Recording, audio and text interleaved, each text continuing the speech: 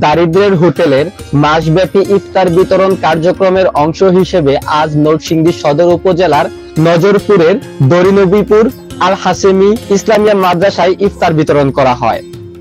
এই ইফতার বিতরণ কার্যক্রমে অংশগ্রহণ করে নরসিংদী কেন্দ্রীয় স্বেচ্ছাসেবী ফোরাম ও দারিদ্র্যের হোটেলের স্বেচ্ছাসেবী বৃন্দ।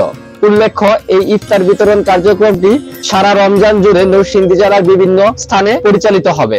আলহামদুলিল্লাহ, দারিদ্র্য হোটেল কর্তৃক আয়োজিত মাসব্যাপী ইফতার বিতরণের আজকে 11তম রমজানে নজরপুর ইউনিয়ন দরিনবীপুর গ্রামে আল হাশিম ইসলামিয়া মাদ্রাসায় 110 জন ছাত্রদের মধ্যে আমরা ইফতার বিতরণ করেছি। এরকম আমরা গত 5 বছরের ন্যায় ইফতার দিয়ে যাচ্ছি এতিমখানা মাদ্রাসায়, বিভিন্ন হসপিটালে, বিভিন্ন মোড়ে মোড়ে, রেল স্টেশনে। তো আমরা এইভাবে ইনশাআল্লাহ আমাদের কার্যক্রম চালিয়ে যাচ্ছি। তো এইখানে যারা দারিদ্র্য হোটেলের স্বেচ্ছাসেবী বৃন্দ আছেন সকলকে ধন্যবাদ জানাতে চাই, বিশেষ কৃতজ্ঞতা জানাতে চাই। প্রবাসী ভাইয়েরা যারা আছেন আমাদের এই সংগঠনকে হেল্প করে যাচ্ছেন, সকলকে ধন্যবাদ। আপনাদের জন্য আমাদের অন্তঃস্থল থেকে আমরা আলেম সমাজ দোয়া জানাই।